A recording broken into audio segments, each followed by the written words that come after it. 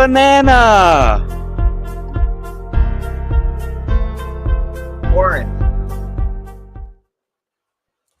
Orange, you glad I didn't say banana? Oh, shit, I did say banana. You did say banana. Darn it. Yes. Hi, everybody. Welcome to the Tellman and Fellman Show, episode 79. My name's Harris Fellman, and that not quite as well-shaped as me. Man, over there on the other side of the handsome one, they're both handsome. Anyway, I see how it's going to be. The bald handsome guy. Today. I look like cousin It or Fester, right? Give me a light bulb in my mouth. Anyway, my name's Harris Fellman. It's the Tellman and Fellman Show. I'm Harris Fellman. That is Tellman Knutson. Welcome. And we have a very, very special guest. But I just realized that why don't you read the bio, Harris? Alrighty. The Tellman and Fellman Show, episode 79, the return of Jonny Andrews. My daughter's she's shutting doors. Sorry, everybody. I'm too loud when I introduce, for sure. You guys have daughters, so you understand. Jonny is a serial entrepreneur with over 20 years of experience creating scalable, sustainable online businesses. Known for simplifying complex systems, Jonny has launched more than 250 ventures, and his trainings have helped over 177,000 entrepreneurs worldwide. He specializes in why am I holding this in my hand? That is so weird. He specializes in building faceless newsletter businesses, which is what we're really going to talk to him about today, with hands-free Tellman, with hands-free models that leverage AI, build engaged audiences, and generate income without the need for websites, products, or direct selling. This is very interesting. From teaching parents to co-create children's books, to growing the world's largest charcuterie Facebook group. Do not get distracted. We're not talking about charcuterie today. Jonny has a knack for turning unique ideas. I could feel it already. Thomas was like, why not? Into thriving. We're talking about charcuterie, damn it. Like, I know. Most of his ecosystems, which we'll talk about what that means, don't even require him to be the brand, which is incredible. His current mission is to empower others, or maybe that's his lifelong mission, to empower others to create meaningful, profitable businesses without hype or gimmicks. That's just a little hype. Welcome back to the Tellman and Fellman Show. Jonny, it's time for episode 79. And isn't good times where we say, here's Jonny. Nice. You had that queued up. I love it. Everybody excited. You're right, Harris. It's just enough hype. Just enough hype. No, I mean, honestly, we could even show your page, or people could go to your page. What is the URL to your page? facelessbusinessempire.com. Though I must admit, Just Enough Hype is a pretty sweet title for a book. Yeah. That's true, actually. And what's funny is, when I was putting that, because I know we're going to talk about the behind the scenes stuff, because we didn't mention this, when we were chatting just a few minutes ago, but the two of you were really the ones who absolutely kicked my butt to get this thing into gear. It was funny. Yeah, I'd been chatting with Harris quite a bit. And then when we did this show last time, he was how long ago was that, actually? How long? Let's probably Harris, 3 months. Just over 3 months. Yeah. Cool. Okay. I feel like I might have shaved my whole face right with yours as well, which I do like once every 3 months. So there you go. No, I don't know if that was true or not. But anyway, that's cool. How did we kick your ass? It was basically just kind of funny because I had been hemming and hawing. So basically, in my own head, kind of telling myself the stories that we all tell ourselves. And you were just like, dude, just get it done. Just come on, let's go. And we were live streaming. And I'm like, you know what? You're probably right. I think I'll just do that.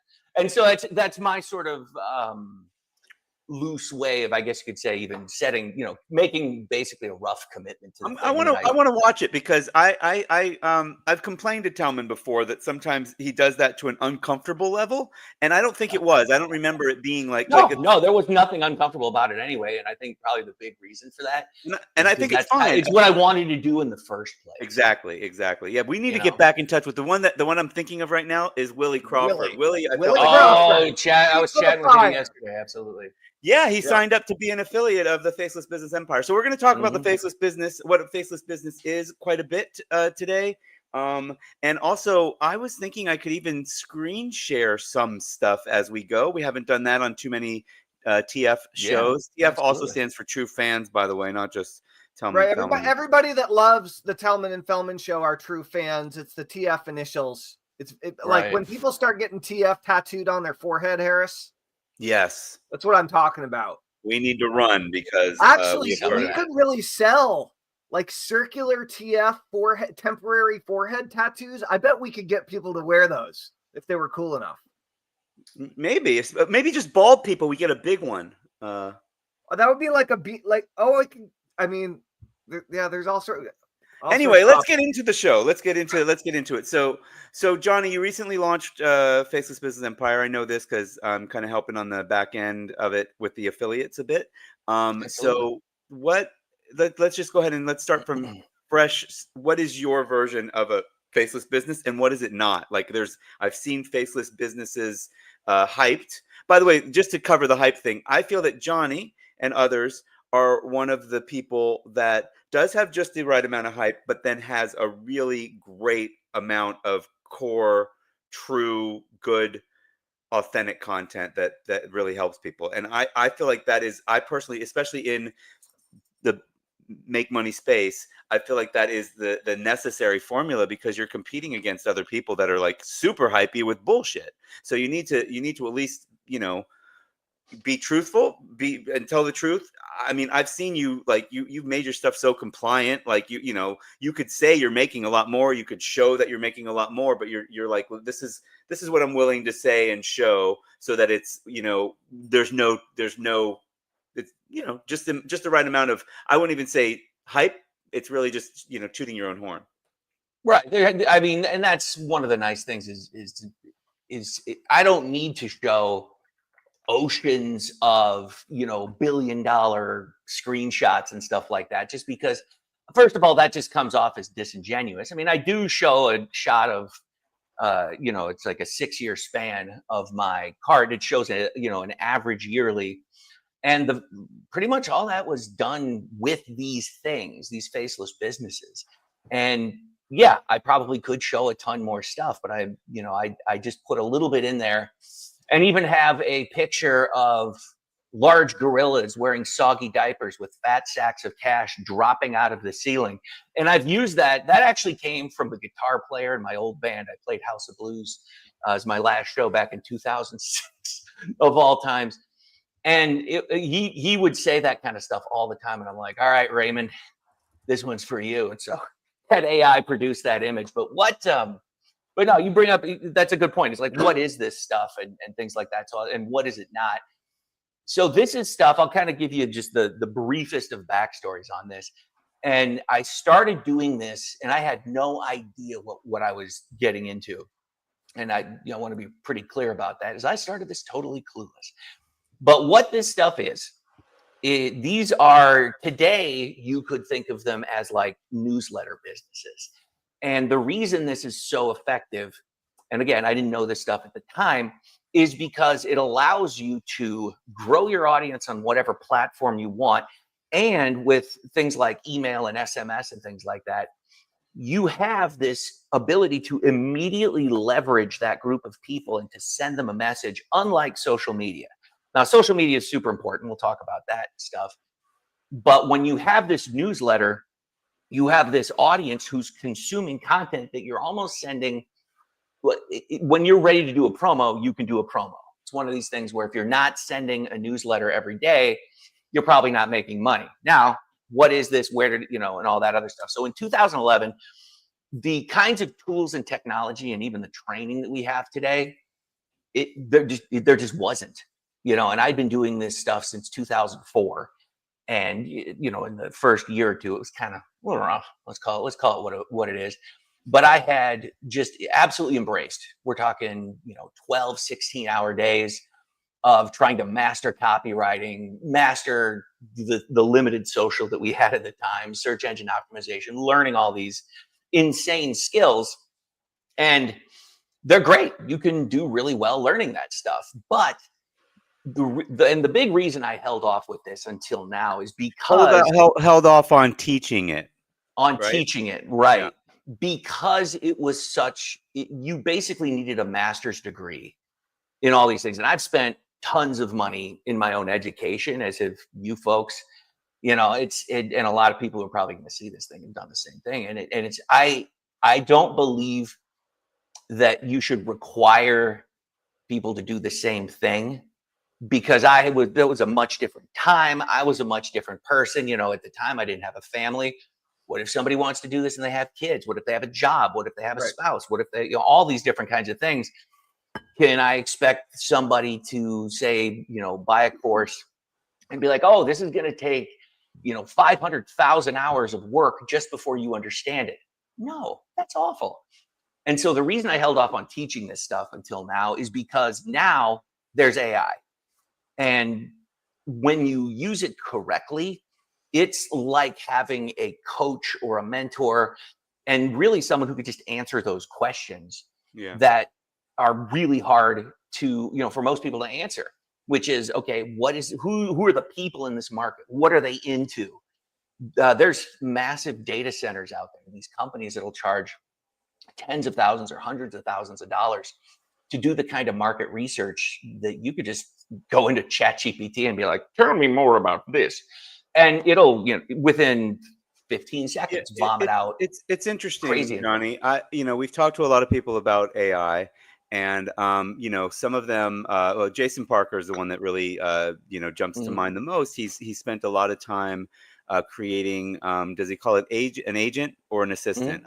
I forget which. Agent, I think, is the industry. Yeah, he calls them agents, and that's definitely the term that's getting solidified. Yeah. So it's because it's like generative and agentive. Like it's literally like there. Like I just heard that on a different non-marketing on a podcast that talked about AI in Hollywood, and it was talking about like generative is one thing and agent is another. Anyway, so agents, but you're not really even doing that. You're kind of you're really giving, like, because I've looked under the hood of what you're teaching, and I've actually gone through quite a bit of it in the last couple of days as well. At first, I kind of did like, oh, let me check out this market research. I forget what it's called, the rapid fire, the market research section of it. And I was like, wow, this gave me some really great.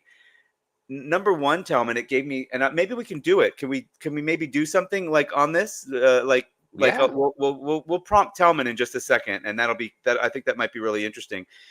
But it also gave like it gave me confidence in like that. Oh, here's how you would make money. Here's all of the industry. So like I was looking at the creativity niche or whatever, and I was like, okay, great. Well, how am I gonna, there's a prompt that talks about like what kind of sponsors would I get, and it gave me like, I'm like, oh my God, yeah, of course. So maybe we could gen something like that for Tellman in a couple of minutes, and that might be really interesting just to have a fresh look at it. That would be awesome, first of all, and second of all, I don't mean to distract Harris, but to just connect with our viewers for a sec. Johnny, Are you willing to give away a few copies of Faceless Business Empire? Yeah, absolutely. Let's get it done. I don't know. What do you want? 5? 1? Let's say up to 10. Done. Okay. Ask a question, win a prize, ladies and gentlemen. Ask a question, win a prize. If you ask a marketing question in the comments below to Johnny, to Harris, to myself, about anything we're talking about, we're going to give you a copy of Faceless Business Empire. You're welcome. First 10 people. Okay. And what I'd like to do, Johnny, what I'd like to do too, rather than just, which I know you would probably want to do, is just give them the username and password. I'd like to give them a discount code so that they have an opportunity to look at the upsells as well, because they're super valuable. I'm not trying to, like, it's not about like making money. The upsells are sick. The fact that you're selling this for so affordably anyway is incredible. But so like giving it away, of course, it's not a problem. He gives 100% commission to affiliates. So I don't, so I don't see why this would be an issue to give a few away. So guys, if you ask a question about marketing, about Faceless Business, Johnny will give you a copy, and I'll get you the discount code. So absolutely. Private. Yeah. Private. Well, here, let me kind of give this, I'll put this into a tight little box for everybody. So when I first started this thing, the goal that I had was to get as far away from like the make money space as I could possibly think to do. And the reason for that was, and I had done a lot of different markets before, but there was something where I just didn't want to be the person who made all his money teaching people how to make money. There was something about that just kind of seemed like it wasn't congruent with who I was. I don't think there's anything wrong with it, but I was just like, no, that's not quite what I'm looking for. And it was a really random day. I remember sitting in my kitchen. Well, I mean, this is an extremely common sentiment that like everybody with any like moral fiber whatsoever in the internet marketing, in the biz op, in how to make money space, like faces numerous times in the career. So like that, well, I think even personal development, like for me, like I want to inspire people, but I don't want to just get on stage and be, I mean, God bless Tony Robbins, and he's done more with his life that is inspiring, but that's the person I think of, is he's just a motivational speaker motivating people, right? Yeah. Just a almost billionaire doing it. But my point is with like, the personal brand and stuff like that. Yeah, that never well. So I had a sneaky feeling that was kind of the case across the board.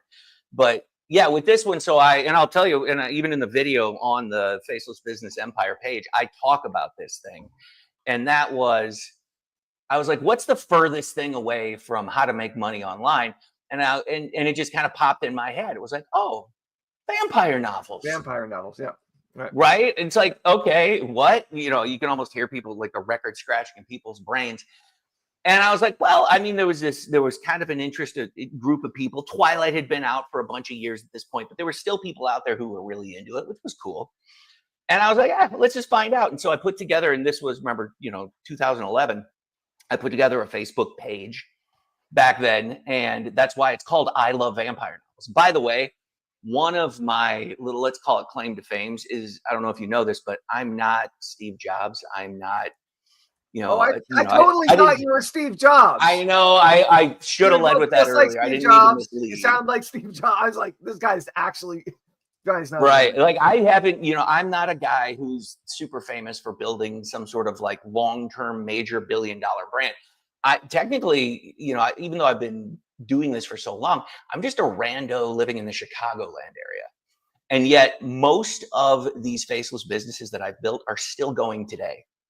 They're still up there in spite of all the challenges and changes and all the crazy stuff that's gone with social, that's gone on with the internet. And I just want to point that out, is you don't need to become some major person out there or have like a huge TV network, because there aren't very many businesses like what I've built here that stand the test of time in that way.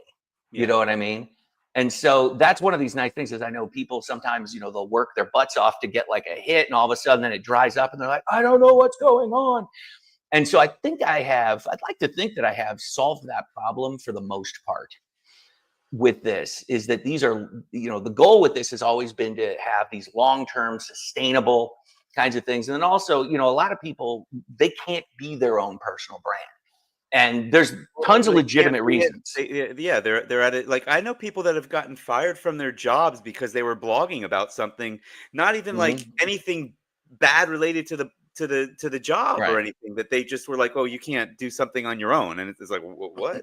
And some people, my daughter's an introvert, she went through your course, and she is doing something, and to her, she's like, you guys are going to be disappointed. I'm not going to do what. And I'm like, no, just get started. She's getting started. You know what I mean? She's like, I'm not blowing it out. I'm not doing all this other stuff. And I'm like, no. And she has, and she's got she put some stuff up on TikTok, and she hasn't really started on Instagram yet. And she's gotten something. And by the way, dude, it's been like 2 weeks, and she's gotten a couple views that have gotten to 3,000 views already. And she's like, and she's like, and the ones that take the least work for me are the ones that are getting the views. This is interesting. Of course, I had to show her up and say, I have one that I put out a few days ago that got almost 1 million so far. But let's go. Let's just keep going. Let's keep going. It's true. It's true. Well, a lot of that stuff it's almost counterintuitive, where most people spend tons of time and it just doesn't do what it needs to do.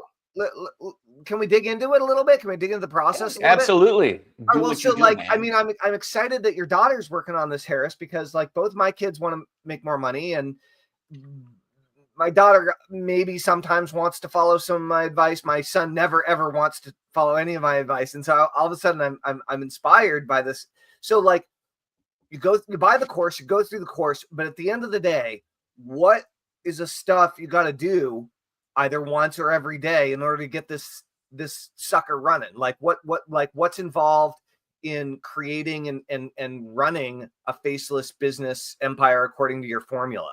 Like, what are the basic components? That's a great question. Great question, Tellman. Let's dive into it. Thank you. Well, thank you. Yes. Well, first and foremost, and I've talked about this a couple times before, but I do recommend, and I know that everybody talks about this, but find a market that you're actually interested in. Yeah. And here's why I say that, because almost every market that I've jumped into, I did not care about even slightly. I was just where my excitement lies is in the execution of the process and like figuring out what parts work and things like that. And I'm really into that. Love it. Absolutely love it. And so I just like to apply the process. But I know that I'm also not that normal when it comes to a lot of people. And so if you are new, because then the other reason I do it like this is because I've been doing this a very long time. Okay. And I can go into something and I can just love the process and the techniques and the tools. But if somebody's new and they're not that familiar with it, there is that level of, there's a learning curve with everything, right? I mean, let's call it what it is. You can't just, as I've said earlier, you can't just hit a button and fat gorillas drop out of the ceiling in soggy diapers with sacks of cash. That's not a thing, okay? You do have to put effort into everything you do. Yeah, first you have to get the gorillas. Right. First, get the gorillas. Exactly. So here to answer your question, find a market. And this is what Harris was alluding to earlier, because he's actually been through the course. And this is something after it went live, I'm like, you know what? I can make this easier for people. Okay. And so I did like a whole new section and I went through, and this was from one of my coaching clients. There's the gorillas. Can you guys see? There you go. Yep. You get them on there? I don't see any gorillas. Oh, go yeah, you got to move. You're on the wrong. Harris, thing we're there. looking at scale your hustle, dude. Oh, this page. Okay. I'll fix it. Hold on. Yeah. Sorry, I've got too many windows open. Keep talking, Johnny. This isn't actually what I wanted to do. Basically, when I was talking, I wanted to show the gorillas, for God's sakes, I was talking to a coaching client, and I was taking her through this process because she's been a pretty successful in her professional career, but she works. There they are. That's actually on the sales page, right? I mean, who puts those kinds of gorillas? That makes sense now. Exactly. So much sense. Yeah. So and again, that's a nod. Raymond, if you're watching, what's up, man? Been a while. We should talk again. Play your guitar. Let's get that chunky metal. Anyway, can you ask a question? Raymond? I don't think so. Oh, by the way, for anybody who's listening, we're giving away 10 copies of Faceless Business Empire. So make sure you ask a question, and then Harris is going to get you the coupon codes. Yeah, and Harris, we're looking at scale your hustle again, dude. What the hell? It happens, guys. How about that? This is what I'm going for. There we go. Thank you. Okay. Bonus rapid fire. I'm going to complain about StreamYard right now because I can't see what you see. I can only see what I'm trying to stream to you. So here you go, Johnny. I wanted to bring this up for you because this is it. This is the zoom in way closer, Harris. It's hard to see. Oh, there you go. Yeah. Absolutely. So this is something that's printable inside the course. Oh, cool. Where you're gonna and so this is for folks who obviously there's a lot of information because when I was putting this course together originally, it was going to be a book. And then I started getting into this thing and I even got confused. And I've been doing this for 11 years or something like that, or I can't remember how long at this point. And I was like, no, this is not going to work. I'm going to do this. I did have to ask you for this. It's towards the end of the course, and as I was kind of going through it, I'm like, I'm starting to get a little bit lost. Yeah, so that's why we do this is so that learn all the things, digest the info and stuff like that. But the primary thing, this is like a universal issue. People have this place where they are. And then they know where they want to be, okay? And the only way to cross what feels like a yawning chasm is by taking action. That's how. It's not about going and watching more videos. It's not about buying more stuff. Oh no, I'm going to sabotage my own sales. But pick the thing you're going to do and do the thing that you said you were going to do. And it's through the action that you acquire that you acquire the information that you really need to bridge the gap between, oh, I'm not so sure, oh yay, I make billions of dollars and gorillas drill it, deliver it to me. Like the gap, to close that gap, it's only through action. And that's just one of those lovely parts of the human condition. Do you guys know the author Brian Johnson? He has a Absolutely. He's got a huge book out now called Arate. And there's it's like 25 by Brian Johnsons. There are like so many Brian Johnsons. This is the one that wrote the book Arate. But it's like a 1,000-page book. Tellman, you would actually really, really like it. It's like it's like too much for me, but it's basically like exactly what Johnny's talking about, which is I believe they have a huge school group, that organization. I bet they do. It's like a fitness. Is it fitness? It's everything. I don't think it's just fitness though. No, I wouldn't. It's definitely like bridging the gap of who you want to be and who you are. Cool. And by doing action to get there. So, go ahead, Johnny. It's all right. It's all right. No, that's because that's exactly where all that stuff lives. Is in and so this is an interesting thing that again I had with another client of mine where we were talking about this. I'm like, listen, if you if you want a certain kind of result, and if that result isn't already showing up in your life, like you want to lose weight, you want to make money, whatever, it doesn't matter. If you aren't the person, if you're not seeing the result or the beginnings of the result kind of thing, you aren't the person yet who is able to get that result. And if you want to change that, you have to really analyze those, your beliefs, your thoughts, and because your beliefs control your thoughts control your actions, and your actions control your outcomes, right? And so if you want to get a different result, you literally have to change that. And it's actually doable. And Harris and I have talked about cognitive behavioral therapy and things like that. That's actually really helpful. So rather than sitting in someone's office for 50 years going, my sister just really made me feel bad, whatever it is. And we all do that, it's fine. I make fun of it. We all come up with reasonable reasons, whether it's trauma or otherwise, that justify our poor decisions today, right? And make them sound like, oh, I'm making this decision because this bad thing happened. Yeah, then that's exactly what it is. I have an actual question from Curtis Leong. So Curtis, if you will private message whomever's page you're contacting us from. So if it's Johnny, if it's me, if it's Tellman. Yeah, Curtis is my guy. Yeah. Okay. So private message Tellman, and Tellman will do a chat group with you. This is not the question, by the way, guys.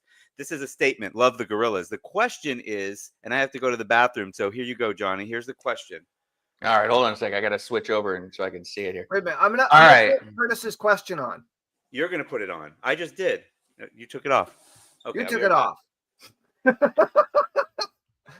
Okay, that's a good question. All right. So with faceless marketing, how do people trust and want to buy from you if they don't see your face? So I want to give you some context, Johnny. First of all, Curtis is one of my long-standing students. Mm-hmm. He is exceptionally consistent. This guy, when he was a kid, he grew up in Canada, still lives in Canada, and when he was a kid, he made the Junior Olympics for, I believe, Taekwondo. And you're muted, maybe. Anyway, maybe you're not muted. Say something, Johnny. Hola, ¿qué pasó? Yeah, you're good. So anyway, he is super consistent. When he decides he's going to do something, he is unstoppable. But he's been working hard for a long time to make videos and reels and lives that haven't got as much traction as he wants. And I think that's why he's like, well, so how do you build a connection with anybody and build trust and rapport if they have no idea who you are, right? That's a phenomenal question. And that gets into actually way more things than maybe he's expecting it to. So this is going to be great. We could literally talk for 12 hours just about this. So I will tell you something. I can use my own experience as an example. All right. So in my own experience with this, when I started, and this is directly from the vampire stuff, how, like, if I'm not showing my face, how are they going to buy from me? Well, the answer is they didn't. And I went into this thing, and it was great because all of a sudden I started getting this super engaged audience. It was growing, it was growing, it was growing, and all this awesome stuff. And then I tried selling them things, and you're not going to believe this. They didn't buy anything. It was awful. And I was like, oh my word, what the heck is going on here? And then I had this, because I all of a sudden there was like this, I went from being excited to then feeling this like defeat, which is commonplace everywhere. I have a large and continually growing barefoot running Facebook group that, for the love of God, I can't get to buy anything. So I'm familiar. Well, then here we go. Let me answer your question for you, Mr. It's growing. Oh, yeah. So here's what happened. Yeah. I was thinking about it for a second. I'm like, well, I've taken all this time and I've put, I've spent money into this, and it's like, crap, I'd hate to see it all die. And I even say this in the video, where on the Faceless Business Empire page, and I talk about this exact thing. And I realized, wait a minute, if I can't sell brands to the audience, what happens if I sell the audience to brands? Because this is a key component of this entire situation. This is something very few people talk about when they're like, here's how you pick your niche. The niche you pick, if you're new, if you're new, I highly recommend you pick something you're interested in, because as you're learning this, you want to be excited about it on that level. And you want to know what you're talking about, and you want to be able to pose interesting questions and like connect. You have to choose something that have been into for like a decade or something, right? Like ideally. I mean, it just needs to be, so even if you're just now learning it. In fact, that's usually the better place, is you learn along with those. When I got into internet marketing, I just had a really strong curiosity. I think that's it. I think especially for what you're doing, and it's faceless, so it's even better because you're not, you're not. Is the reason it's faceless simply to help people avoid the world's biggest fear? I mean, which is public speaking. That's one reason why. Is that why it's faceless? Yeah, that's one of the many reasons why. But I'll give you the rest of them here. So, to really drive that nail into Mr. Kurtai, I had a roommate named Curtis in college, by the way. So here's Kurtai, and what I'm so with this kind of stuff, what I'm talking about is they might not buy from you right away. In fact, I would say that is the norm for most people. This is why stuff doesn't work for so many people. But the reason why I love this model and I've been doing it so long is because there's like 5 revenue streams in this, and only one of them requires the audience to buy the stuff you sell them. Because here's one of the big criterias of the market is that, and this is almost all you have to know, is that there's a large enough group of people, I like to put it at about 5 million globally, that would be kind of the minimum, and that they are rapidly buying stuff within the market from somebody. That's it. That's what you have to know. And then when you look into that market and you're like, okay, well, who are these somebodies? And I recommend not going after, big brands or something like that, because I don't like death by committee. Sorry, wait, I don't understand what you're saying. The 5 million you're saying in any given market, there's 5 million. In whatever market there, let's say, for example, you jump into the Facebook ads and you put in the criteria and the info for a market or whatever, that says estimated audience size. You don't need to get more specific than that. And like, for example, I even have, I have. There are some micro markets that are much smaller than that, I think, but that's but that's not what you teach to go after. Right. And you can, I don't care. Do you. That's the thing. This model works regardless of what you're doing. But the reason why I recommend 5 million is because okay, I'm going to give you, this is a core philosophy of mine. And this core philosophy ended up getting us, I think it was 186 influencers from 500 to over 200,000 followers They made over 3,000 pieces of user-generated content for a friend's skincare brand that they had put out. And Okay. I put together an entire situation. I'm like, here you go. This is how we're going to get these people. And it's all based in this one philosophy. And that is, when you're starting off in a market, you have to expect to get more fingers than thumbs, right? You're going to get more people. And I'm not saying the finger is the, negative thing. It's just no, and most no's mean not yet. So you have to then go into understanding that and say, okay, if my marketplace is too small, and nobody knows who I am, and I don't have a reputation there, or your brand doesn't have a reputation there, it takes time to build that, right? But what if you haven't done that yet? That's fine. You need to expect to get more fingers than thumbs. So then what you do is you stack the deck in your favor in order to be able to get a small number of thumbs to still create a win. Is this making sense? It is making sense, kind of. I mean, like in all sales and marketing, you're at the end of it might be not yet, but still, you're going to get more no's than you are yeses. Probably 80-20. Maybe 80-20. Try 99-1. But that's what it is. Yeah. I do want to bring it back to Curtis's question: is how do you build a bond and a connection and trust and rapport with people if they can't see your face? Because it's not about you. These markets are about them. And what you're essentially doing is creating a themed environment where these folks can talk about whatever it is that they like and do, whatever that market is about, And in this particular case, it was vampire romance that then kind of blossomed into paranormal romance, or as I like to call it, things that go hump in the night. And they love talking about it. They like, jumping on the posts and doing different things and things like that, and sharing their own stories a lot of times. And you just let them do that. And this is a key component with everything. And I think one of the reasons why I've, had a decent go of whatever, personal brand marketing I have done over this ocean of time is because I never really thought about it as being me. Right? It's about them. It's what is, and this is all marketing, right?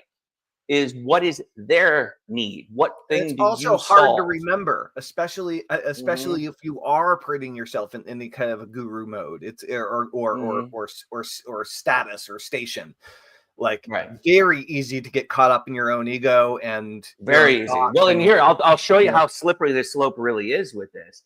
Is let's say in this particular case, if I came into this thing thinking that I have the greatest information, that if people will follow this, it's just going to be miraculous. Okay, that's a very egocentric way of putting it, and I think that's how a lot of people approach this. But the way that I'm looking at this stuff is, how can I demonstrate that this person can have a transformational outcome? Right? Like, yeah, I am sort of the vehicle temporarily for that person's own experience to then take over and help them deliver in their own lives the outcome that they're trying to achieve. That's all it is. It's a complete mind flip from what you would typically see in mainstream corporate America, where it's like, we are quality, we have been around for a long time, we represent blah, blah, blah, whatever, no one cares, right? Words like that don't even have any meaning at this point. So Johnny, what's up? A couple things are coming up for me. So like regarding Curtis's question, I mean, isn't the answer you're not selling to them? Isn't the answer that like the core income stream isn't necessarily I am selling something directly to them? I mean, the core income stream is the newsletter as the core, and you get sponsors. You said there's 5 different ways. One of them is selling them print on demand, I think. I played around with that. My daughter might start there. She's like, "Can I just sell them stickers?" And I'm like, "Yeah, that's called print on demand. Just if you want to start there, you can. And you could sell them stuff, affiliate stuff. So it's not even you selling to them; it's you recommending something, which is very similar to a sponsorship. So like that. But the other piece that I feel like is missing, the other word that feels like it's missing from this conversation, is the word community. right? Yeah. Aren't you? Yeah, that's what we've been talking about is you build this community where they get to be the people doing this, which, I can talk about how I grew the stuff in charcuterie. Hey, That's the stuff right. that I Bringing grew it in back. charcuterie. So now there's over 600,000 people in this particular group. It's become the largest on earth. But what you're trying to get at is just to drive the point home, which I shall now. The thing that changed the entire experience for me, going from oh crap, I'm failing, to holy what? Yeah, money, and then bathing in it like Scrooge McDuck. I'm kidding, that wasn't that great. Fat gorillas with soggy diapers and bags of cash. The thing that changed it was when I was like, oh, maybe I can sell my audience to the brands, where if that this market is buying stuff from somebody and they're doing it fairly rapidly and passionately. Right. That's what you're saying before about the 5 million people. Right. That's why you want to have enough people, and you build that audience, and then you go and you can then sell ad space, we'll call it. It can be so much more than that. It's crazy. But just to keep it simple, you can sell advertisement to these brands that they do know, like, and trust. And here's where this gets crazy. It takes time to develop that know, like, and trust with any kind of brand. And what I realized after a bunch of years, and I want to say it was 2019 where I did this, and I don't recommend doing this exact thing. In fact, I talk about this in the course. I'm like, no, don't do it, but I'm going to use it as an example of what can be done. Yes, print on demand is awesome, but I was like, I need a challenge. I need something that's crazy. And so I put together a subscription box. It was a customer-facing subscription box. And it's so much work. Please don't do it. This is what I'm telling you here. And this was going to be a customer-facing thing. Other than this passive print on demand that I've been doing for years, this subscription box was really kind of a big deal. And I ended up selling out inside of 2 weeks. And this was now when I went, hey, customers hadn't really sold much stuff to them up until that point, and they ate it up like crazy. This was a recurring billing thing. It was $55 a month, and it was absolutely nuts. Are you willing to say what you were selling? Yeah, it was with the I Love Vampire novels, which, by the way, I sold the ecosystem in 2021, I want to say. I think that's when it was. And it's still alive to this day. Yeah. As is the subscription box, which is called Bite Me Box. So all this stuff still exists. It's all still, and remember, this is the very first one that I ever did back in 2011, sold it, and it's still making money now for somebody else, because I was like, at some point in time, I was like, you know what? I'm kind of losing steam on this. This happens to most entrepreneurs. It's like, I'm not really sure where I want to go or what I want to do and blah, blah, blah. So I'm like, okay, I'm just going to sell one of these things. And so I did that. So it was a 6-figure single sale. It was great. Here's the subscription box was. Here's Bite Me Box. Let me see what you got here. Yeah. So they've done some interesting things to the website, but that should also tell you that you don't need to have a beautiful website to make it work. So Bite Me Box, when I launched it, and I'm not sure what they're doing currently. I think they've gone down to 1 book. What I did was I reached out to these authors. And so I think I had a list of about 18,000 of them that had been buying advertisement and all this other kind of stuff for all these years. And what I did was said, hey, I'm going to do the subscription box. I'm looking for award-winning USA Today, New York Times bestsellers. And because I didn't want to, again, deal with the mainstream.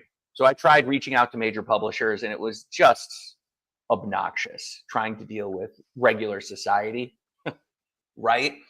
And so I went to these indies, but indie publishing has become better than what you would typically get from a traditional publisher at this point, because they've evolved so much more rapidly in this environment. And I developed a relationship over time with a lot of these folks. And so every box then had 3 custom books. What's this environment? This environment, publishing would be this environment. So, because I had, so another technique if you want to be able to make more money with these things is you take the one when you get it working and then you clone it. And I talk about that in a piece of this. That's actually one of the upsells to then curve back to what Harris had asked. So there were, 18,000 some odd authors, and a lot of them were the paranormal, romance people. And so I'd reached out to them and said, hey, do you fit this criteria? And then I had an assistant who was helping me with a lot of this stuff, so I didn't have to go all in. But it was all custom. Every single thing of this was completely custom. Right. There'd be like a custom treat. There'd be a custom self-care. There was every month there was a different postcard. Remember, this is before AI, so Right. I was doing Had to most create of it this all. stuff. Yeah. Yeah, it was Or somebody crazy. had to So create it all. yeah, I had designers, all these people. It was absolutely a huge slag to do all this. But like I said, this thing, it killed it. I think within 2 weeks, I'd established $176,000 a year revenue stream just with that one thing. Your point there, though, was that you didn't try to sell them anything directly for a few years until it was, it was until they started trust for you, right? Like they had. This thing had been around for I want to say over a decade at this point. Okay. And it wasn't that I was strategically not selling to them. It's that I forgot to do it. Yeah. Let's call it what it is. All right. But you were saying something really interesting before, and that is you were selling to them from people that they already trusted, which is the sponsors essentially. You were so you're basically like, so you know who your audience is. They're people that like whatever products, whatever niche that they're in, and then which in this case was we're talking a lot about vampire novels, but it was also you did this again in charcuterie and in other markets. And the whole idea is you're basically just creating what you're calling an ecosystem. I'm not sure that I see. I do see the difference between that and a community.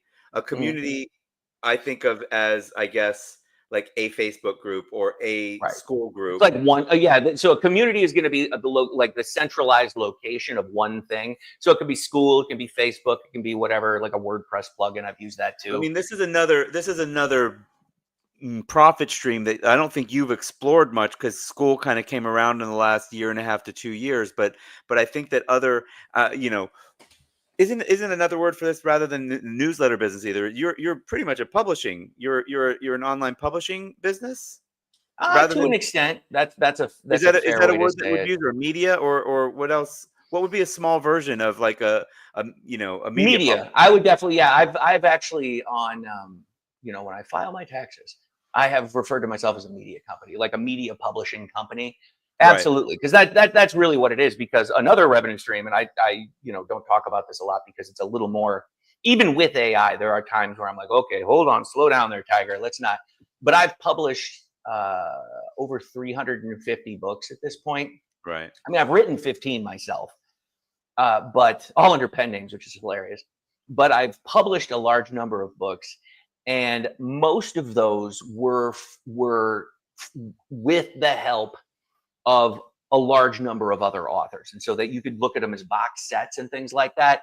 And that is a fun revenue stream in that regard. Like one of the things that I had, I haven't executed this yet, but because I have the largest group on earth for this, for the charcuterie thing, I kind of have, I guess you could say, the attention of most of the marketplace globally at this point. So I started the International Charcuterie Association, which again, I talk about in the course. I talk about do you still own that?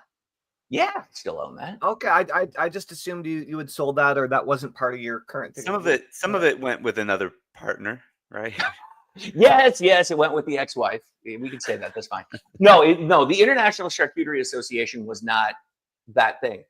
What I did in the beginning was I took all this crazy knowledge that I have and I helped her start, grow, and expand a local charcuterie catering company. That I'm like, here, you need to keep that because I am not the kind of person who's going to run the day to day with that. And then we worked on parlaying that into a restaurant, and she's done an incredible job with them. Absolutely. So it's like, I don't want to be like, oh yes, I was this amazing human being who did all this stuff. No, I just brought in like a ridiculous amount of buyers because that's what I like doing. Yeah, dude. But what I did with that then was I was like, okay, I see where this market is going because it really got its start in 2019. It started to really get popular. And, throughout 2020 and all the special things we know that happened then, we then figured out, oh, we have to do this with boxes and do a delivery service and all these other kinds of things. And I was like, I love this. This is so much fun. But I'm like, I'm not the one who's going to get out there and teach someone how to, make a salami rose with a champagne glass and that kind of stuff. There are these people that do this professionally. They're almost bordering on magical. And so I'm like, but what if we just use the business model that I've developed over all this time to create something that is scalable, which now it's like, okay, instead of having this tiny, tight local market, now I have the global market where, the helpful articles that we write and put out, those things are now ranking in Google. We're contacted pretty regularly by brands who want to market and advertise with our, either in the group or with our newsletter and all that other stuff. It's the exact model of Faceless Business Empire. That's all it is. I'm like, well, I know this is going to work because I've been doing it so long, and I know what the market now looks like. And so even though there wasn't that much data, I was like, I think I smell one here. It's not just delicious salami. And so boom, that thing grew, and over a couple of years, the group especially just took off. And that's another thing for folks to keep in mind. Maybe it's Instagram, maybe it's Facebook, maybe it's the tickety talk. I don't know. All these markets have these unique aspects. The way I started looking at it was kind of like each video you put out is kind of like a little investment. Like there's just a whole bunch of little tiny investments that you're putting out all over the place. And like you said, it could be TikTok, it could be Instagram. I mean, and then but the question is so I have a friend. Okay, by the way, we're over time. We're getting over time. I want to do something in just a second, but I have a friend that has an Instagram, and sometimes I think he has he does a lot of remixes, and he doesn't tie it into anything, but it's all kind of comedy related. But one video's gotten 35 million views, and then he's gotten 1 million here and 500,000 there. And he's went from, in this year, he's got 80,000 followers, and they're all organic. He hasn't done anything. And then I'm like, great. So what? Like the business guy in me is like, so what? So this is where a course like yours comes in, and it would help somebody like that with the so what. Now, I guess I have trouble believing that and maybe you're going to tell me you're right, but like with just an Instagram that you're putting up kind of other people's content, and you've gotten up to 80,000. I don't how's he going to get anybody to join a newsletter? Easy. Yeah, you could it's the easiest thing in the world is all you do. So if you're familiar with my concept of, and this is one of the things that I've been teaching on Scale Your Hustle, is the tip of the spear marketing. It's like, you don't know. So you're going to put out content like your buddy's doing. Okay. And you said one of them had something to the tune of like 35 million, some are 500,000, whatever it is. What you're looking for in this situation, and I'm not going to speak to the profitability of the market because I don't know what he's doing, but just in terms of engagement and views and consumption, that's healthy. So what you're going to do is go into the back end of your ads stuff, and you're going to build an audience of people that are consuming your content, because Facebook and Instagram allow you to do this. And you can build this audience of these people and find people who have, I don't know, that have watched, say, maybe 50%. It depends on how long the video is. If the video is 15 seconds, make sure they consume all 15 seconds. I usually don't deal with people who have watched 3 seconds of something, just because that's kind of like pausing to be like, yeah, I'll take out the garbage, and then going back to the scroll. Right. You know what I mean? So I'd maybe started a little bit deeper than that, but building this. I don't know why that looks so dirty to me. Going back to the scroll. Yeah, who's your daddy now? And then what you do is now that you have this audience, what you do is you start, and you can do this for $1 to $5 a day. It's the most chilled out thing. I call them slow cooker ads. I talk about it in the course. Okay. And what you do is you retarget these people that have already consumed your content with more content, right? Okay. Because if you that's similar to Kurt Molly's process with the belt method. Right. Similar. The reason why this works is the same reason why people feel like they are connected to people they watch in their TVs, like, like daily, the daily soaps and stuff like that back in the day when people would watch TV instead of watching micro content on TikTok. Okay. So we've got people that have watched our stuff. I've got people that have watched my stuff, and there's like definitely, like I said, I just did one a few days ago that's hit 1 million. So I can now go and target with ads the next thing rather than waiting and hoping that Instagram gives them what I like the next thing I put out, which is like, who cares? You're saying I can target them with content, but don't I want to target them with an ad and an incentive to join a newsletter? You can do whatever you want. That's the thing. But if I'm you want them to know, well, hold on. If you want them to know, like, and trust you, the thing that you need to do is show up in front of them consistently. And the only way that you're going to do that, by and large, is if you're pushing it with a little bit of money. Really? Because because but what happens is, you don't need to put like $1 billion a day. You can do it for anywhere from $1 to $5 a day. Oh my God! Real chill. I've got $10 billion just burning a hole in my pocket, and I was like, what should I do with this for the next 10 days? That's right. I know, right? Yeah, it's like, let's spend it all, put it all on black, Yahtzee. Yeah, just do these slow cookers, and what you're going to start noticing is you can run those things with an objective in mind. For example, you can run that stuff and say, show this to the people in this audience who are more likely to follow me, and then you grow your audience.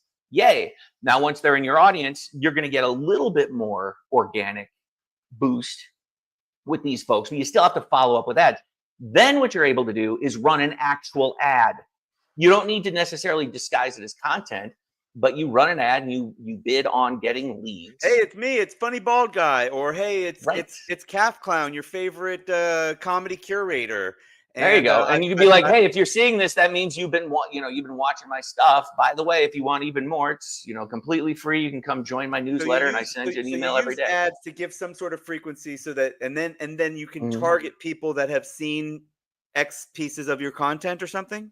Yeah, you can do it like that. You can do it right away. You can do it at whatever point you want. In fact, the trick is to just test all of that, because maybe after one video, they're going to be like, oh my gosh, I cannot wait to just give this person money. But when you say faceless business empire, do you, whether you're showing up on Facebook or showing up on Instagram or showing up inside school, wherever you're creating that community interaction, whatever platform you're using, whatever, do you recommend that people show up with a pen name, that they show up with a business name? Like, if it's faceless, then is that like a pen name when as an author, or like that's the part that doesn't matter? Like it's faceless or not faceless, Tellman. It's just enabling. Right. It's whatever you want to do. Because this is exactly the same stuff that you should be doing if you are showing your face. Anyway, so it's not exclusively faceless, but it can be.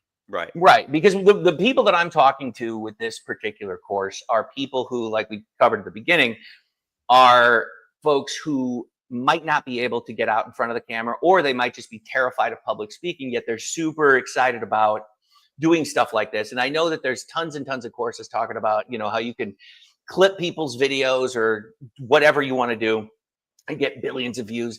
And it's like, yeah, you can do that. And that should be maybe a small piece of what you're doing. But it really comes down to directly engaging these folks. And then when you have enough of them, and I'm not sure that number changes depending on what you're doing and where, but once there's enough folks, you're going to find that within that group are people who want to be seen by that audience. Right. And you can then bring them in and say, hey, listen, why don't you go be a face? And now what happens is you almost become like the Home Shopping Network or, HGTV or whatever the heck it's called. I was on HGTV twice. Where you have here's different shows that have different things. You can literally become a broadcast station with other people literally paying you for the privilege of doing it. Yeah. It's absolutely crazy. We've had a few people join the live stream. If you guys are seeing this, you probably don't. If you jumped ahead, you might not know that if you ask a question in the comments, Jonny will give you a free, or I'll give you mock you relentlessly. Well, we have 9 left. If you're one of the next 9 people, 9 people to ask a question. Yeah, there's a few people. There's a few people that have just joined. So just saying, like, ask a question. Listen, but you've only got 45 more seconds because I'm going to end it. No, I'm just kidding. That's right. I will end it in just a second, but I want to see. So I'm going to jump over here. I want to just I want to go through this really quick for everybody. So this is. Can you guys see that? No, you can't see this very well. Hold on. Let me. We can see it now. Yeah, but not if you zoom in twice, it'll be way better. Let's see if I can do that. Well. Okay, so that's the video. This is I'm inside the course now, Johnny. It just I think you're okay with me doing this. This is the core. Yeah, this is fine. This is the core stuff. Like if you go to Faceless Business Empire and you join it, this is what you're gonna get. I'm not gonna go into stuff, but you get a welcome video, and then a lot of this content has videos. There's a video in the welcome to start here. This rapid fire market research. This is what I was talking about earlier, and that I thought that had some AI stuff, even though you don't put the words AI on it. There's a video. That's almost all AI right there. This is AI market selection, AI brand building, and all the AI aspect of it is, guys and gals, and everyone in between, it's Johnny gives you some very specific prompts. I would even say series of prompts that, like, ask this question, ask that question, and I don't want to take too much time. I would jump into it, but I just want to show you the overview really quick. I want to show you the overview for 2 reasons. Number one, there might be some people here that are thinking of promoting it as an affiliate. You do have that ability right now, and they get 100% commission on the front end offers. And then more importantly, people are watching it. They might be interested in doing a media publishing / faceless business with or without your face. So anyway, so you've got the welcome, you've got the new rapid fire, you've got AI market selection, you've got brand building. And what happens to me, to be honest, is, once you start getting into it, you start get a little lost. You just need to be patient and kind of get through it. And then, we do have at the end, this rapid fire checklist that I was like, well, I'm lost. What's going on? He's like, go to the bonus, the rapid fire checklist. And I showed you guys that earlier. So creating faceless content, show me the money. This is how to make the money with it. This is rapid audience growth. One of the ways that Johnny teaches. Oh, should I say? Johnny teaches a really powerful way to get started. I don't know if I should really disclose that. Let them buy it. Well, let's put it this way. It's so powerful that I've been doing it since almost day one. And I actually took just that one thing and turned it into a completely standalone business. And I want to say it in total revenue, I think it did 1.4 million in about 18 months. Yeah. And that was just with that one tactic. So there's he's got multiple tactics. One of them, Tellman, is just to do giveaways, basically. And that helps grow the audience really quickly. That's like, it surprises me, it's like stuff because there's a specific way that you want to do it. It's not like a typical Instagram giveaway where I've seen a lot of those things, and those things are garbage. There's a much better way to do it. Got it. And then your Beyond Simple website, and then I don't know if I've gotten that far. Top 5 newsletter styles. I'm a little intimidated by the idea of doing a newsletter. To be honest, like it feels like you have to do research every week and come up with, really great quality content. And we did talk to somebody who we had on here, Earl Flormata. His newsletter is just like scraping 5 different event related websites in Vancouver and providing that to the business people that might want to go to these events. Well, and I can probably, soothe your fears a little. I'm not sure if you've heard of this stuff, but it's called AI. Right. And again, this is why I'm teaching this stuff now, is because you don't need to have a master's degree in 50 different things. Yeah, I know. To make it work. I know. And you give tactics on how to make it easy. I'm just telling you that, like, if you told me this before I got into this, that's my intimidation behind it. But you can use AI to do the research. You can use AI to do the writing, and that's why I have 5 different kinds. Is because pick your poison, try it out, see what works. Right. Not everyone's going to be perfect. I even cover that in the beginning. It's like, expect these things to not be perfect when you first start. And you're going to kind of squeak, and get it to the point where what's in the AI selling masterclass module? What are you selling? That one I have no recollection of whatsoever. I will just tell you, I literally spent 3 months. I know. Oh my God, that is absolutely. Thank you for pointing that out. That is ridiculously short, and it is also probably the best stuff that you will ever learn about how to sell on the internet without being sleazy. That's what that is. Okay. It is absolutely phenomenal. That was from some stuff that I'd seen people talking about it on the gram. And what I really found hilarious was that they weren't getting a lot of views. I'm like, are you freaking kidding me? This is the most golden stuff you could possibly imagine. And so I, grabbed those clips and I put them into the class. I'm like, hey, if you want to learn how to, it's basically how to create the advertorial kind of thing, but you do it with short form video, which again can be AI generated. It does not need to be your face. It can also be other people. All that stuff, like it's phenomenal. But if you're looking to sell directly, this is probably hands down the best way that I've ever seen. Okay. So cool. So, and then there's a bunch of bonuses: 100 niche market suggestions, AI success signals, automated brand sponsors, stage 2 profit centers, which is like, oh no, that's another bonus. That's I was going to say an exit strategy. You've sold faceless businesses, like you said, so that's you do have a bonus upsell. Not bonus, sorry. You have an upsell where they could buy and learn how to do that if they want. Rapid fire checklist. I already showed everybody a list of newsletter directories. You showed me that comedy one, and it was like, oh shit, thank you. And then for authors, if you want to do a book. So yeah. So what's great is, so when I started this, none of these things existed. Number one, I had to do it all on my own, and then teach people, who worked with me, how to do each little snippet of it. From there, now what I did was I taught them how to use AI to be able to take whatever they're doing and dramatically increase their ability to be productive. So it's like it shortens the amount of time, it increases the output, and it's way better quality than they were doing on their own before, And I know a lot of people complain about how AI stuff reads and sounds. That's the thing. There's certain ways that if you do it right, and again, I put this all in the course, you're going to get outcomes that will blow your mind. So what do you realistically think like a time investment for somebody is? So like my daughter, like I said, she's just posting on TikTok. I know how long it takes me to post a remix, which doesn't take, but that's not, I think we're talking a little bit more than that. But like, because I don't feel like I'm not doing this yet. I mean, I'll be straight up with you. This is something that I want to get focused on for my Harris.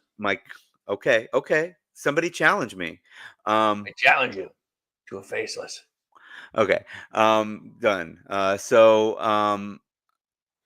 Starting from scratch, I've got to set up a bunch of profiles. I've got to do the research, which you give a lot. So I would say, like, I told you too, like looking at what I just showed everybody, like I could see totally doing this as a 5 or 7 day challenge, like telling people, okay, day 1, do this, day 2, do that. And each day would be what, 2-3 hours maybe. And they would more. What the face? Well, I don't know. It depends. Like, so for example, when you say challenge, that's actually on the plate of things that I'm going to be starting pretty soon here is issuing these challenges to people and being like, all right, every maybe twice a year, maybe 4, I don't know. I haven't decided yet, but I'm going to do a challenge where I go in live. Like, so for example, tomorrow, I know people might be watching this on the replay, so it's not tomorrow. Tomorrow, I'm actually doing a live thing in the group with the people who have joined the course over the past couple of weeks. And I'm going to be going through each section of it. I'm going to be starting, obviously, with what we talked about at the very beginning, which is the mindset and the beliefs. Because I know a lot of people are, they're kind of jaded when they come into these things. And that's fair. There's been some people that have been hooked around quite a bit. But when you're talking about timeline on these things, it comes down to the person's availability, their previous experience, and their commitment to it. So do you have previous experience? If the answer is no, it's going to take you longer than somebody who has, maybe put together something and played with different online models and is fairly competent and confident because they've been exposed to it, how to operate online. Yeah, we can get around ClickFunnels, we can get around WordPress, we can get around Instagram, whatever. Right. That's again why I have this thing on how to do your sites really quickly, because there's a lot of I've used WordPress because I've been doing it since, 20 years ago when I first got started. Yeah. But today, you don't need to get into that. Like you can use, there's so many different, call them done for you templates. You just click, click, click, click. Oh, look at that. And within 30 minutes or something, you can have what I like to call the MVP, the minimum viable product of a website in place to then start getting your subscribers. It's not hard. It's not time consuming. And you just have to be willing to accept that that is true, because there's still a lot of people that tell themselves the story that they're not good at technology. I'm not good at technology either, but I understand that almost everything is an identical copy of everything else, meaning Control C, Control V, that's copy paste. And that works everywhere. Those same kind of patterns. I do want to point out, dude, like earlier, way earlier in the discussion, we were talking about putting things into action, like learning and then taking action on it. And right now, it's kind of like, oh, I'm not good at blank. I mean, let's think about everything it takes to be successful in the long term in any kind of online marketing venture, right? Like at some point or another, you or somebody on your team is going to have to get good at writing copy. You or somebody on your team is going to need to get good at producing either ads or social content or both, right? Somebody's going to need to start a Facebook group or a school group or a something group. Somebody's going to need to write some emails. Somebody's going to need to pick up the phone and do some networking. You know what I mean? Like not even that. Sometimes it's kind of cool. I like that. I mean, that's why I like these things. But here's the thing: is you can get away without doing a bunch of these things, but you have to develop some new skills or bring some skills onto your team. And so I just want to point out to everybody who's like, I'm not good at technology, or I'm not good at copywriter, or I'm not good at graphic design, or I'm not good at. It's such bullshit. If you're not good at it, that is the universe knocking on your freaking skull, trying to tell you to get good at it. You have to get good at it. That's also one of those things that while you're learning to get good at it, this is a lot of that stuff is where you're going to use AI. You know? Well, I mean, and this is another reason why, so a lot of people with the faceless business, it's not so much even fear of public speaking with that small percentage that aren't terrified of getting out in front of public. It's the cringe factor of going through that learning curve. Right. Well, if it's not you, if it's you learning the mechanics, because let's be perfectly frank about this. There's two things when it comes to creating content for public consumption. Number one, you have to learn how to make it, right? Yeah. And so if it's you're going to be going through like looking probably awful on camera in the beginning, right? That's going to happen. So 100%. This thing takes that away immediately. And maybe always looking awful. That's true. I've come to accept that with myself. That's right. Right? That's right. Now, the other piece of it is that there's the mechanics behind the deliverable. Like, what are the little computer programs that you need to run to get these things to connect so that it will publish? And I took one of my coaching clients through that, where it's like, okay, here, let's just get rid of all the noise and let's just focus on these core elements. These core small things. And that allowed her to save time, probably thousands of dollars, and just get from where she was to where she wanted to be much faster. And what's great is she's doing a personal brand with this kind of thing, which I think is great. And it's all the same stuff. It's all the same moves. But if you have to protect yourself, or you're just not ready to kind of like face that, where you get out there and you do those things and you become the influencer, that's fine. You don't have to. You can have other people do it. Or you can have AI do it. But all of this stuff is, you can avoid having to deal with those steep learning curves when you just kind of know the basics. At one point, I really wanted to create a website and newsletter and video presence with a mascot called the Fawn Dude. And I never did. But I've been thinking during this our entire live stream today, which I wasn't thinking about, on September 20th during episode 24, the first appearance of Jonny Andrews on the. Oh, he looked it up. I did. But I've been thinking about the utilization of mascots directly in order to strengthen the whole faceless piece. And I was wondering if either one of you two have caught wind of something that I have not yet, which is, I know that there are several great options out there for creating fake yous, fake Tellmans, fake Johnnies, fake Harrises. But have you seen any AI tools that will create videos of fully animated characters or even puppet-looking characters? Tons of them. Yeah, In Jen does fact, that. what I Hey would Jen- highly recommend is jump. So, for example, in the course, if you go all the way to the bottom, I did something because, obviously I built all this stuff in the publishing world. So I have 18,000 some odd authors, and I put something in there specifically for them where they can create. And they're and it's funny, I forgot the name of this guy, but it's the Fractal Knot on Instagram. He does these incredible stories that animates these AI photos, and it's wonderful for telling stories. And there's a ton of other Fractal Knot, like not tying your shoes, not No, not like astronaut, right?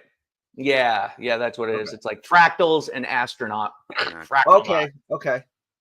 So I talk a lot about him in that particular kind of, call it a bonus course or whatever. But that's one example of it. There's lots of other examples where you can have talking AI avatars. So if you use something like 11 Labs, you can clone your voice. I've done that. I don't remember offhand which one creates a very realistic looking avatar. I don't recommend that. I think Hey Jen is the one everybody uses.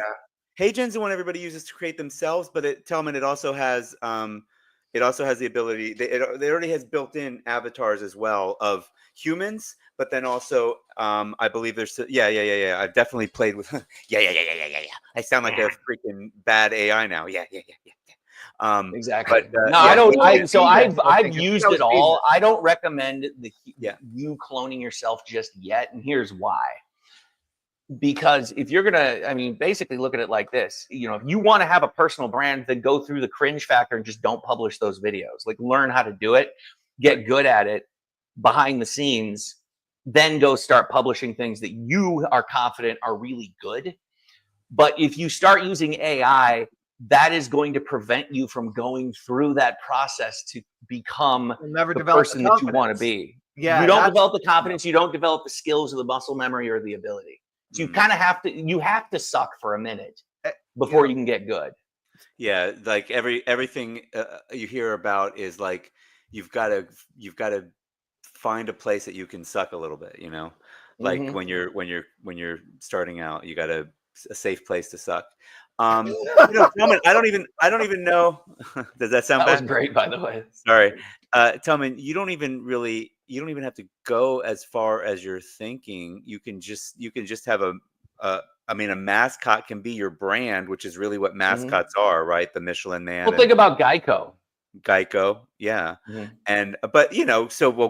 Geico's an example that goes more towards, you should do what Tellman just said, which is you've got a cool character that you're able to, animate and personify and, creatively. So that could be really awesome. But it's still, the whole point is to be. So what did you say? What was the idea in particular? Fondue. So you would be looking. So if it's fondued, right? I'm guessing it's about fondue. Is it cheese and chocolate and is there other types of fondue as well? Yeah, there's oil. Oil, right. You could sell fondue sets.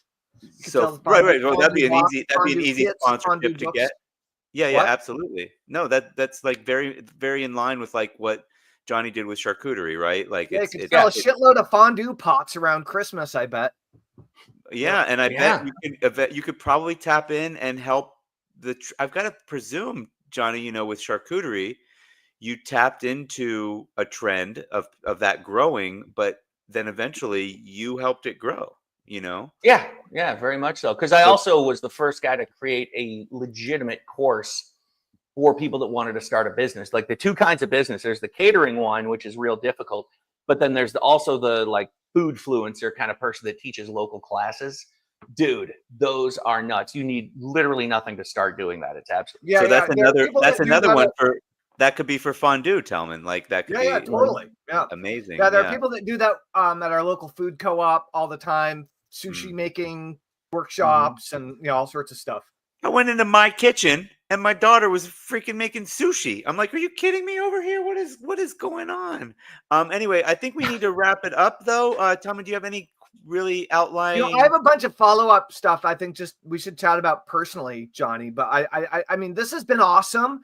Guys, Faceless Business Empire, if you want to build an empire without having a face. No, but seriously, this has been great with or without a face, whether you're like if you're camera shy and you want to build an email list, you want to build an audience, you want to build a community, you want to make some money, whether you're selling products, whether you're getting sponsorships, you want to know how to get some traction, and if everything else you've been doing hasn't been working, Faceless Business Empire it's really solid principle. Like the basic idea is choose a market or niche that you're already passionate and interested in, that you already know is real. Okay, because you're part of it. If you don't buy stuff in the market, probably not a good one, right? Do something where you buy stuff and serve the market, build the audience, make them the center of of attention instead of you trying to be the center of attention. And you can get started small with just a little bit of time every day. So this sounds awesome. Honestly, I really want to go through the course and see if there's any way I can turn a couple. Well, Tellman, you have to ask a question, and Johnny will give you a free access. Exactly. I guess you've asked enough. I guess he's asked enough questions, right? He's asked a couple few questions. We only got 8 left. We're giving one to Tellman. That's right. One down. All right, rock and roll. This has been awesome. Thank you, Johnny. I hope this whole launch and process goes extremely well for you and all of your new students coming through the program. Hopefully Curtis will put it all into action. He probably will, based on what I know about Curtis. So Curtis, that's the guy you told me that's really into school as he knows school really well. Not that he does it, but that he's Curtis has gone in and become number one in school in several different school groups because he's a badass. He goes in and makes it happen, and he's got the consistency piece dialed. He shows up. He's really good. Awesome. Rock Johnny, and roll. you want to add before we let you go? We do. Otherwise, Tellman's got 2 final questions for you, even though he's asked them before. You're going to get them again. So I'm going to ask him again. Do it. Hell yeah. All right. On a scale of 1 to 10, how much did you enjoy your experience today on the Tellman Fellman show, Jonny Andrews? Oh, 10. I love talking to you guys. That's right. That's good. That's the right answer. The right answer. And number two is, if you only had one human being on this planet that you could nominate to be the next special guest on the Tellman and Fellman show, who would it be? I don't think we were asking this back on episode 24. No, we hadn't figured this out yet. Man, that's a good question. It could be a business partner. It could be a friend. It could be a student. Did you nominate Charles Kirkland? No. I probably did. He's he and I have been friends forever. No, you didn't. You didn't. Okay, sorry. It was Jason Parker. Yeah. No, but I think Charles would be great. No, Charles and Jason already nominated him. I can't suggest one for you to nominate. No. Come on, you can do this, Johnny. Use AI. How about Alan? So my 2 oldest buddies in this whole thing would be Alan and Charles. But if I can't nominate Charles, I'd say get Alan. Ooh, Alan Sultanich. Yeah. All right, we'll reach out to Alan, see what he has to say. By the way, just make sure his mom doesn't cook for you, because, dude, the amount of food that lady gave me, it was so good. I think I probably gained like 50 pounds just sitting on that couch. Like, oh my God. That's North Carolina, right? Yeah. Oh man, I'm not surprised. They've got food. They've got food right in North Carolina. Well, yeah, because he's Bosnian, so it's all the authentic cooking. And it was funny because I could see him looking at me all slyly, and he just kept talking to his mom in a language I didn't quite understand. And I knew that he was telling her, keep feeding him until he explodes. Watch him explode. It will be fun. It was great. Yes. Well, awesome. It was good having you. I have when you ask the number from 1 to 10, I don't know if you guys ever listened to Stephen Colbert. One of the questions he asks all the time is he's got like these 10 questions that he asks, and he goes, okay, Johnny, what number am I thinking of? 9. Nope. All right. So anyway, thanks everybody. Have a great day.